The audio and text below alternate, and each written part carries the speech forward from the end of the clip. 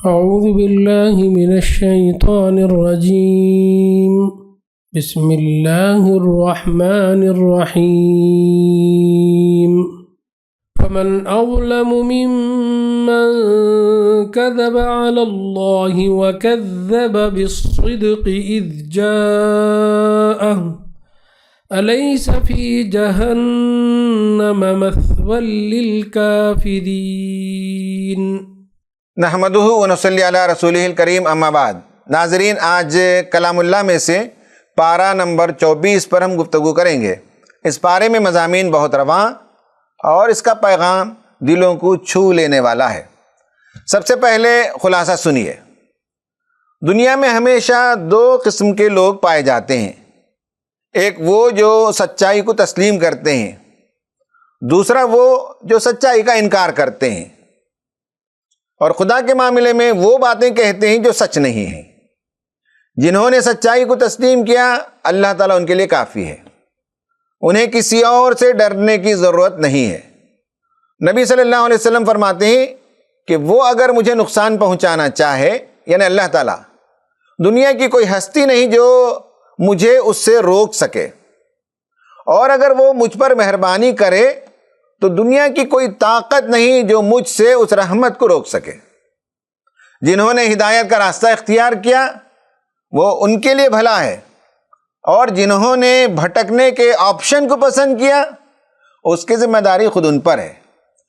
جو دوسری قسم کے لوگ ہوتے ہیں، ان کے سامنے جب خدائے واحد کا ذکر کیا جاتا ہے تو انہیں بہت برا لگتا ہے، اور جب اس کے سوا دوسروں کا ذکر کیا جاتا ہے تو وہ یکایک خوشی سے کھل اٹھتے ہیں. یاد رہے کہ مرنے کے بعد اکیلے خدا کے پاس ہی پہنچنا ہے. اس دن آدمی زمین بھر کر سونا چاندی دے کر اللہ تعالیٰ کے پاس اس کے عذاب سے چھٹکارا پانا چاہے، اس کے لیے کوئی سبیل نہیں ہوگی. انسان کا معاملہ بھی عجیب ہے. جب ذرا سی مصیبت چھو جاتی ہے تو خدا کو پکارتا ہے، اور جب اس کی مصیبت دور ہو جاتی ہے اور اللہ تعالیٰ اسے اپنی نعمت سے سرفراز کرتا ہے تو کہنے لگتا ہے یہ تو میرے علم کی بنا پر مجھے ملا. ایسے لوگ اپنے اعمال کے برے نتائج بھگتیں گے. مگر میرے اے بندو، جنہوں نے اپنی جانوں پر ظلم کیا، میری طرف لوٹ آؤ، نا امید نہ ہو جانا، میں تمہارے سارے گناہ اکٹھے معاف کر دوں گا.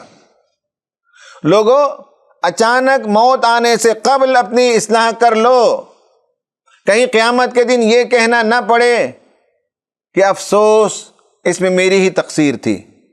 جنہوں نے تکبر کیا وہ قیامت کے دن پکڑے جائیں گے اور ان کے چہرے کالے ہوں گے اور جہنم میں ڈال دیے جائیں گے. رہے وہ دوسرے لوگ جو کامیاب ہوں گے، وہ عذاب سے نجات پائیں گے. نبی صلی اللہ علیہ وسلم فرماتے ہیں کہ میں تو موحد ہوں، تم مجھے شرک کی دعوت دیتے ہو. حقیقت یہ ہے کہ تم نے خدا کی قدر نہیں پہچانی. کتنا ہیبت ناک وہ دن ہوگا جب اللہ تعالیٰ پوری زمین کو لپیٹ کر اپنی مٹھی میں لے لے گا. قیامت کے دن کا منظر بھی کیا خوب کھینچا گیا. اس دنیا میں سورج کی وجہ سے روشنی ہوتی ہے، مگر جس زمین پر اللہ تعالیٰ حساب کتاب لے گا وہ زمین رب کے نور سے جگمگا اٹھے گی. وہاں بھی انسانوں کے دو گروہ ہوں گے. ایک گروہ وہ ہوگا جنہیں جانوروں کے ریوڑ کی طرح جہنم کی طرف ہانک کر لے جایا جائے گا. جہنم کے داروغہ جب اس کے دروازے کھولیں گے اور جہنم میں ڈالنے سے پہلے ان سے پوچھیں گے، کیا ہمارے رسول تمہارے پاس نہیں آئے تھے؟ کیا ہماری آیتیں تم تک نہیں پہنچی تھیں؟ یعنی خدا تعالیٰ کی آیتیں اور خدا کے رسول. وہ کہیں گے کہ ہاں پہنچی تھی، مگر ہائے ہماری بدبختی اور کمبختی. اس کے برعکس جو دوسرا گروپ ہوگا جنہیں پورے آب و تاب کے ساتھ، شان اور جشن کے ساتھ جنت کی طرف لے جایا جائے گا، وہاں ان کے لیے گیٹس کھولے جائیں گے، سلام اور تحیت سے ان کا استقبال ہوگا. اس سورت کا اختتام بہت شاندار ہے. مومنین شکر ادا کریں گے کہ اللہ نے اپنا وعدہ سچا کر دکھایا. اور فرشتے اختتامی کلمات بیان فرمائیں گے۔ جو عرش کو اٹھائے ہوئے ہیں وہ کہیں گے کہ آج سب کے ساتھ ٹھیک ٹھیک فیصلہ ہو گیا، اور آخری پکار یہ ہوگی الحمدللہ رب العالمین۔ میں بھی سورہ زمر کے اختتام پر یہ کہتا ہوں کہ تمام تعریف اللہ رب العالمین کے لیے ہے، جس نے ہمیں ایمان کی دولت سے سرفراز کیا۔ اس جز میں ایک اور شاندار صورت آئی ہے جس کا مضمون بہت رواں ہے۔ اس کی شروعات میں لوگوں کو خدا کی طرف بلایا گیا جو گناہوں کو معاف کرنے والا ہے، مگر جب وہ پکڑنے پر آتا ہے تو بہت ہی شدید اس کی پکڑ ہوتی ہے۔ کچھ باتیں وہ ہوتی ہیں جن کا مشاہدہ ہم نہیں کر سکتے، صرف ہمارا رب ہی ہمیں بتا سکتا ہے۔ ان میں سے خاص بات یہ ہے کہ جو لوگ ایمان لے آتے ہیں ان کے لیے فرشتے دعا کرتے ہیں، جو اس کی تسبیح اور حمد میں لگے رہتے ہیں۔ وہ مومنوں کے لیے استغفار کی دعا کرتے ہیں، عذاب جہنم سے بچا لیے جانے کی دعا کرتے ہیں، جنہوں نے اس کا راستہ اختیار کیا ان کے لیے، اور انہیں جنت تک پہنچانے کے لیے دعا کرتے ہیں۔ اور یہ بھی دعا کرتے ہیں کہ نیک بندے اور ان کی بیویاں اور ان کی اولاد جو صالح ہوں وہ سب ایک جگہ اکٹھا ہو جائیں، اور آخرت کے دن کی ہولناکی اور پریشانی سے بچائے رکھنے کی دعا کرتے ہیں، اور خدا سے رحم کی اپیل کرتے ہیں۔ خواتین و حضرات، کبھی آپ نے غور کیا کہ فرشتوں کی دعا آپ کے حق میں جو ہو رہی ہے اس کی تاثیر آپ کی روح اور جسم پر کبھی ہوئی کہ نہیں؟ پھر اس کے بعد ایک شاندار واقعہ بیان کیا گیا۔ ہم اس کا ٹائٹل دے سکتے ہیں be the advocate of truth. جب حضرت موسیٰ علیہ السلام فرعون کے دربار میں جاتے ہیں اور اسے حق کی دعوت دیتے ہیں تو فرعون، حامان اور قارون نے کہا کہ موسیٰ علیہ السلام جادوگر ہیں۔ پھر فرعون نے کہا کہ ذرا مجھے چھوڑو، میں اس شخص کو قتل کر دیتا ہوں، اس لیے کہ اس شخص سے ڈر ہے کہ ہمارے لوگوں کا دین یہ شخص بدل دے گا۔ حضرت موسیٰ علیہ السلام نے کہا میں نے تو ہر متکبر کے مقابلے میں جسے آخرت پر یقین نہیں اپنے رب کی پناہ لے لی ہے۔ ایسے میں دربار فرعون کا ایک منسٹر کھڑا ہوتا ہے اور پارلیمنٹ میں بہت ہی شاندار تقریر کرتا ہے۔ قرآن میں جو تقریریں کوٹ کی گئی ہیں ان میں سب سے لینتھیسٹ سپیچ یہی ہے۔ کہتا ہے کہ تم تو موسیٰ کو دھمکی دیتے ہو مگر تم اس کی باتوں پر غور نہیں کرتے۔ وہ جھوٹا نہیں ہے، وہ تمہیں آخرت کے دن سے ڈرا رہا ہے۔ فرعون، تم لوگوں کو جہنم کی طرف بلا رہے ہو اور میں تمہیں جنت کی طرف بلا رہا ہوں۔ تم خدا کے باب میں گستاخی کر رہے ہو اور موسیٰ علیہ السلام خدا کے باب میں سیریس ہیں۔ تم موسیٰ کی بات کو تسلیم کر لو، تمہیں بے حد و حساب رزق دیا جائے گا، ورنہ سن لو کہ ان قریب ایک وقت آئے گا جب تم اسے یاد کرو گے۔ پھر سورت میں آسمان و زمین کی بے شمار نشانیاں بتائی گئی ہیں اور کہا گیا کہ ان سے نصیحت حاصل کریں۔ مومنوں سے کہا گیا کہ تم میں سے بہترین لوگ وہ ہیں جو لوگوں کو اسلام کی طرف بلائیں، عمل صالح کریں اور کہیں کہ میں مسلمانوں میں سے ہوں۔ خواتین و حضرات، یہ مضامین کا خلاصہ تھا۔ اب ہم آتے ہیں topic of the day per. Topic of the day بہت ہی انٹرسٹنگ ہے۔ اس کا ٹائٹل ہے مجھے پکارو میں تمہاری دعائیں قبول کروں گا۔ Call upon me I will respond to you. ناظرین، اس جز سے ہم آج کے درس کے لیے 3 آیتوں کا انتخاب کرتے ہیں۔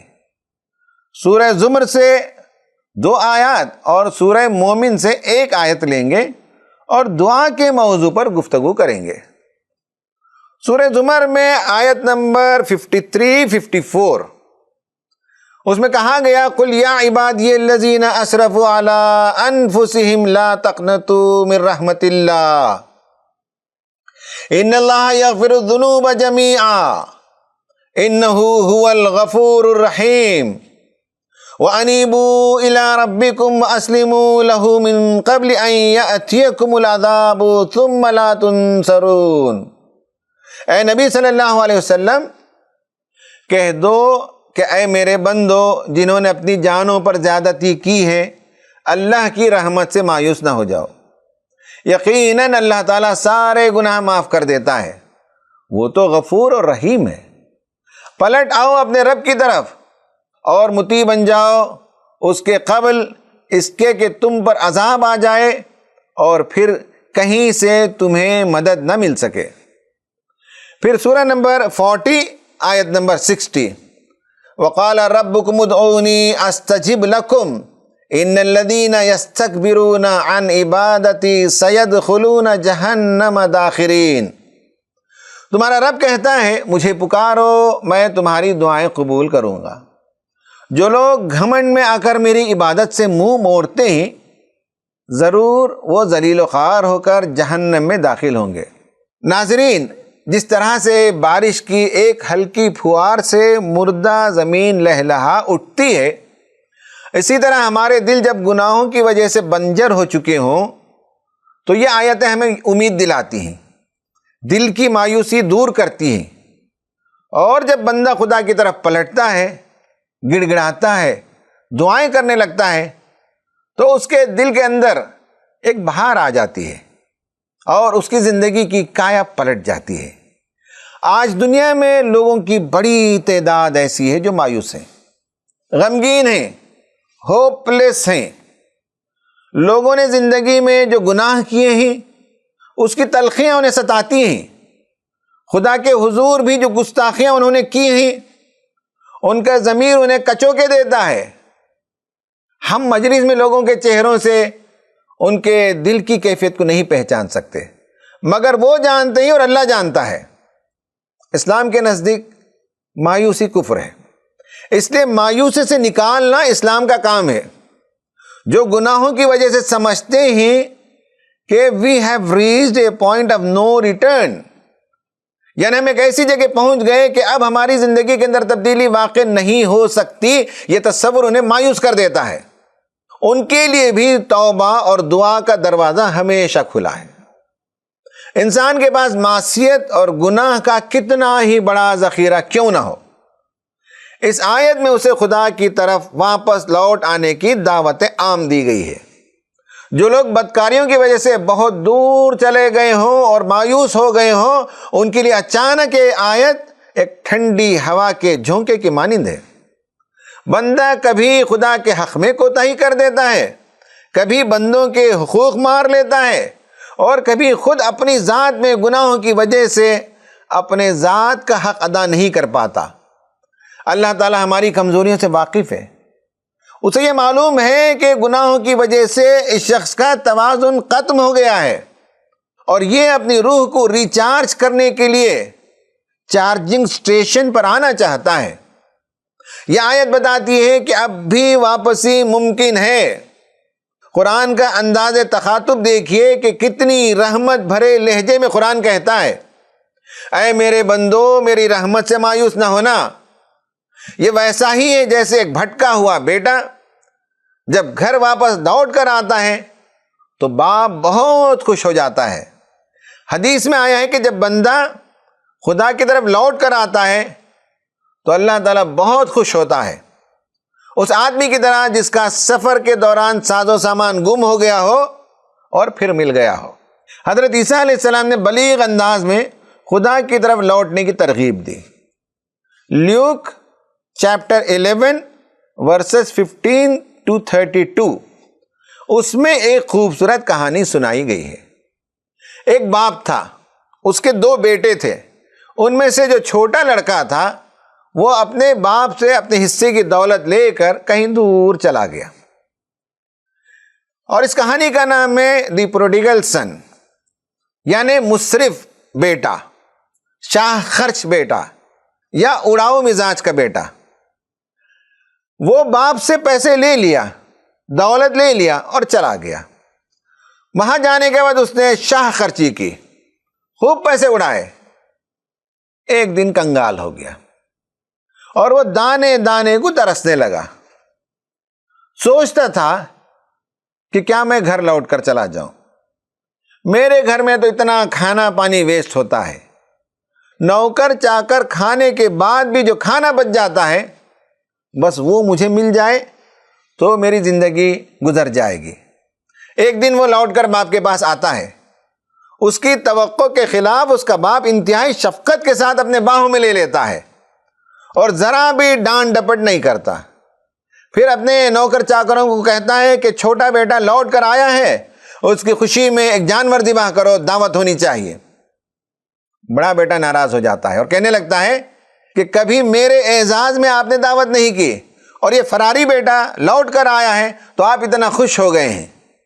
تو باپ بڑے بیٹے سے کہتا ہے بیٹا ہمیشہ تم میرے ساتھ ہو اور جو کچھ میرے پاس ہے وہ سب تمہارا ہے، مگر تمہارا چھوٹا بھائی بھٹک گیا تھا، گم ہو گیا تھا، اب اچانک وہ لوٹ کر آیا ہے تو اس کی خوشی میں یہ دعوت ہے. اب سب سے بڑا سوال یہ ہے کہ گنہگار لوٹ کر جائیں تو کس کے پاس؟ وہ کسے پکارے؟ خداؤں کے ہجوم میں وہ کس کا دامن تھامے؟ اور کیا یقین کہ اس دامن میں دینے کے لیے کچھ موجود ہے بھی کہ نہیں؟ جس سے مانگا جا رہا ہے حقیقت میں وہ دینے کے لائق ہے بھی کہ نہیں؟ اس کا کیسے یقین کیا جائے؟ حضرات، یہ بڑے چبھتے سوالات ہیں اور دنیا کے کسی مذہب کے پاس ان سوالات کے جوابات نہیں. مولانا سید ابو الحسن علی ندوی رحمۃ اللہ علیہ پر اللہ تعالیٰ کی بے شمار رحمتیں ہوں، انہوں نے ان سوالات کے جوابات دیے. ان کا ایک چھوٹا سا کتابچہ ہے خیر البشر کی دعائیں، میرا بہت پسندیدہ کتابچہ. میں اسے کئی بار پڑھتا ہوں. میں اپنے ساتھیوں سے کہتا ہوں کہ اس کا مطالعہ کرو. اس کتاب کی شروعات میں انہوں نے بہت ہی دل نشین باتیں بیان فرمائی ہیں. پہلے تو وہ کہتے ہیں کہ نبی کریم صلی اللہ علیہ وسلم میں 2 کمالات جمع تھے، ایک ابدیت کاملہ اور دوسرا نبوت جامعہ. یہ 2 کمال تھے. یعنی ابدیت کاملہ کا مطلب ہے بندہ ہونے کی حیثیت سے وہ ایک کامل بندہ تھے، اور نبوت جامعہ کا مطلب ہے نبی ہونے کی حیثیت سے تمام انبیاء کے صفات و کمالات کا آپ جامع تھے. آپ کی بندگی کا اظہار آپ کی دعاؤں سے ہوتا ہے اور آپ کی نبوت کا اظہار آپ کی دعوت سے ہوتا ہے. پھر فرماتے ہیں کہ آپ کی دعائیں اور آپ کی دعوت دونوں قرآن اور سیرت میں موجود ہیں. ہماری نگاہ اکثر آپ کی دعوت پر جا کر رک جاتی ہے اور ختم ہو جاتی ہے. ایک بہترین بندہ ہونے کی حیثیت سے جس طرح آپ نے دعائیں کی اور دعائیں سکھائی ہیں، اس کی جانب ہماری توجہ کم ہوتی ہے. پھر وہ فرماتے ہیں کہ مذاہب پر جن لوگوں کی گہری نگاہ ہے اور فلسفہ جو جانتے ہیں، ان کا کہنا ہے کہ بندہ اور خدا کے سلسلے میں مذاہب کے پاس واضح روشنی موجود نہیں ہے. بندے کے اندر محبت اور یقین کے سوتے خشک ہو چکے ہیں. خدا کے بارے میں غلط فہمیوں اور جہالتوں کا شکار ہو گیا ہے. دعا وہ کرنا چاہتا ہے لیکن حیران و پریشان ہے کہ کس سے دعا کرے. دعا کرنے کے لیے اس ہستی کے یقین کی ضرورت ہے جس سے وہ دعا کرنا چاہتا ہے. اگر اس ہستی کا آئیڈیا ہی کلیئر نہ ہو تو دعا کس سے کرے گا؟ اس شاندار بحث میں وہ 6 باتیں ارشاد فرماتے ہیں. نمبر 1، ایک ایسی ہستی کا یقین ہو اور اس کی ضرورت ہے جس سے دعا کی جائے.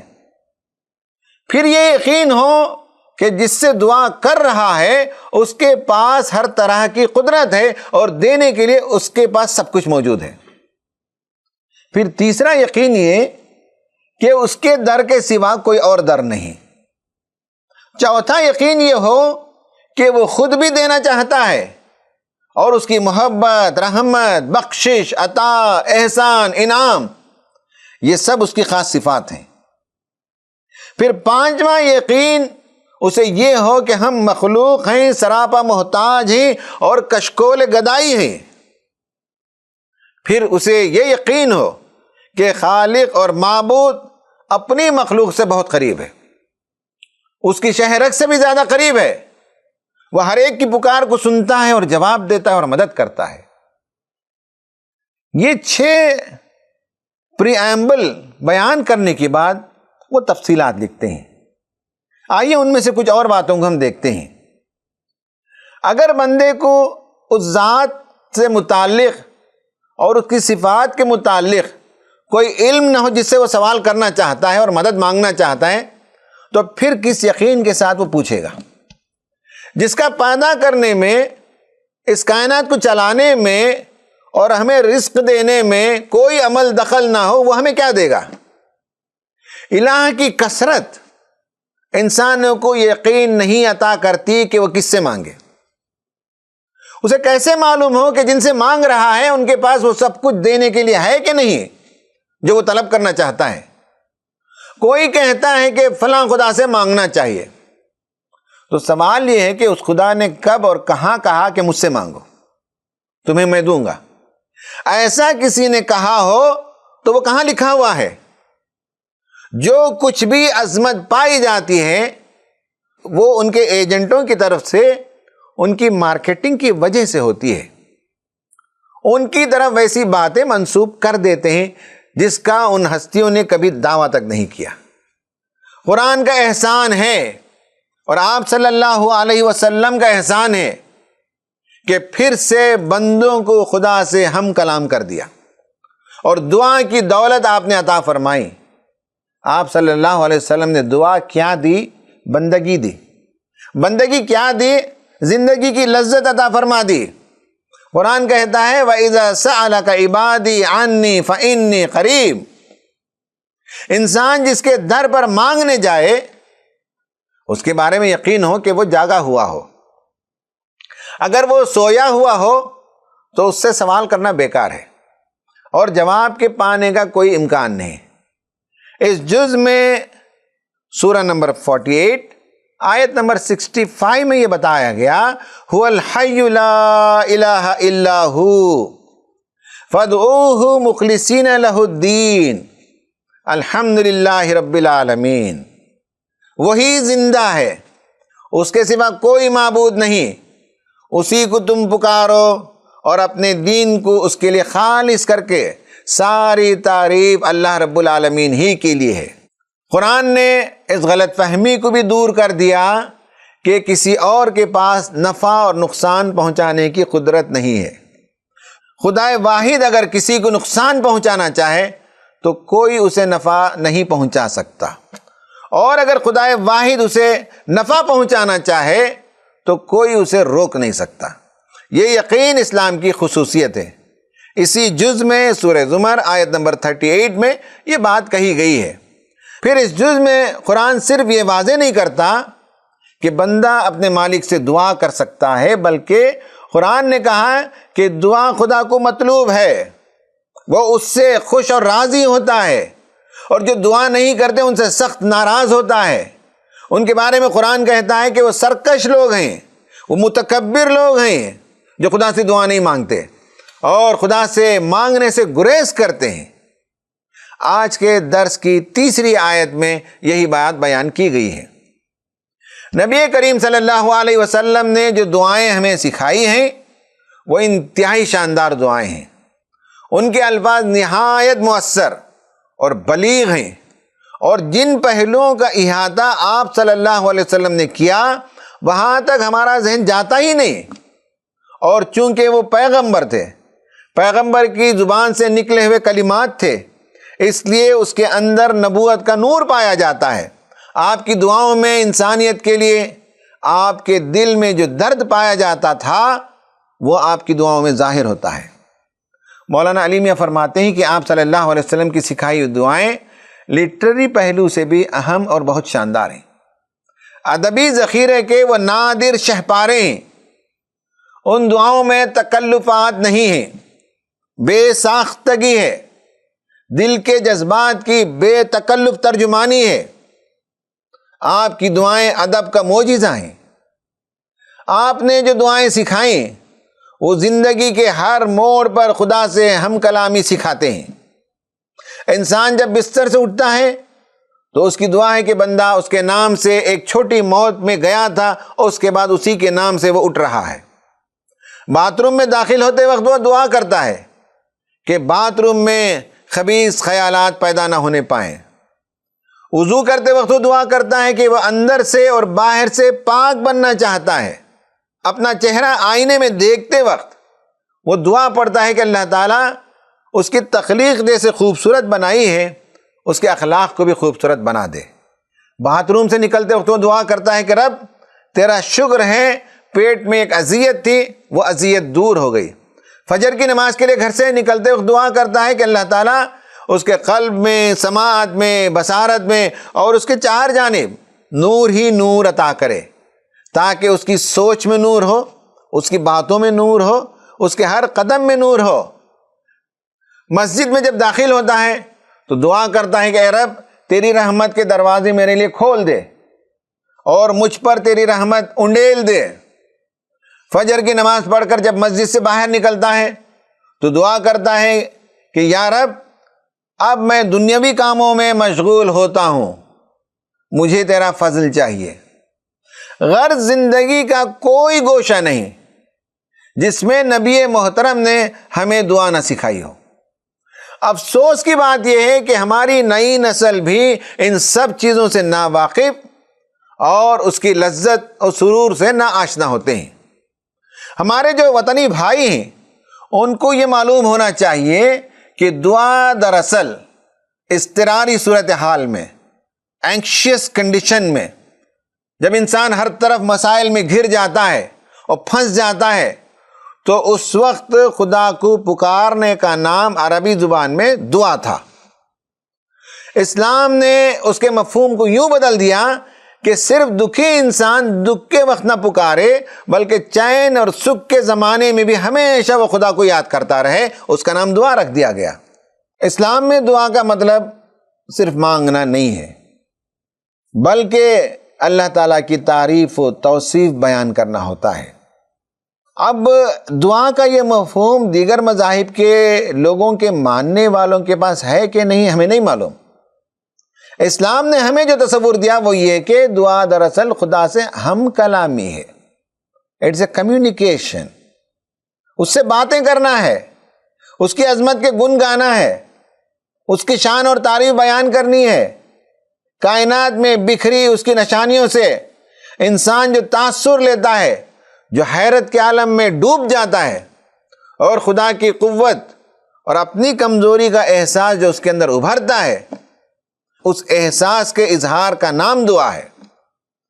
کائنات کی ساخت، اس کی پیچیدگی، اس کی ہیبت اور اس کے تمام اجزاء میں جو آپسی ربط پایا جاتا ہے اور سب مل کر انسان کو جس طرح سے نفع پہنچاتے ہیں، ان سب کو انسان سوچنے لگتا ہے، یاد کرنے لگتا ہے اور حیرت زدہ رہ جاتا ہے۔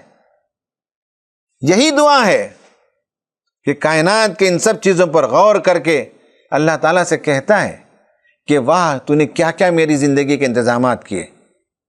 دعا یہی ہے کہ اس عالم حیرت میں اس کی کبریائی اور ایکتائی کا آدمی اقرار کرے۔ دعا یہ بھی ہے کہ ہماری زندگی میں اس کے جو احسانات ہیں ان میں سے ایک ایک کو یاد کیا جائے اور ایک ایک کا شکر ادا کیا جائے۔ اس پہلو سے دیکھیں گے تو اللہ تعالیٰ کی نعمتیں ہماری زندگی میں اتنی ہیں اور اتنی ہیں کہ کبھی ہم ان کا شمار اور حصار نہیں کر سکتے، کبھی ہم انہیں گن نہیں سکتے۔ وَإِن تَعُدُّوا نِعْمَتَ اللَّهِ لَا تُحْصُوهَا، تو بندہ کن کن نعمتوں کو یاد کرے گا؟ یہی اس کے ساتھ ایک دائمی گفتگو کا دروازہ کھول دیتی ہے۔ تو ناظرین، یہ دعا ایک عظیم نعمت ہے اور مولانا علی میاں فرماتے ہیں کہ دعا کا یہ آئیڈیا آج دنیا میں کسی مذہب کے پاس نہیں پایا جاتا۔ آج ہر بندے کی ضرورت ہے کہ اسے دعا پر یقین دلایا جائے، اسے خدا کی طرف دعوت دی جائے اور دعا کرنا اسے سکھایا جائے۔ دعا اس کی ضرورت ہے، دعا اس کی فطرت ہے، لیکن وہ کنفیوزڈ ہے، وہ پریشان ہے، اسے پتہ نہیں کہ کس سے مانگے، کیا مانگے، اور جس سے مانگ رہا ہے وہ دے گا کہ نہیں دے گا۔ اسلام کی تعلیمات بہت سیدھا اور سادہ تعلیمات ہیں اور فطرت پر مبنی اس کی باتیں ہیں۔ دعا ہے کہ اللہ تعالی ہمیں خوب دعا کرنے کی توفیق عطا فرمائے۔ آمین۔ وآخر دعوانا ان الحمد للہ رب العالمین۔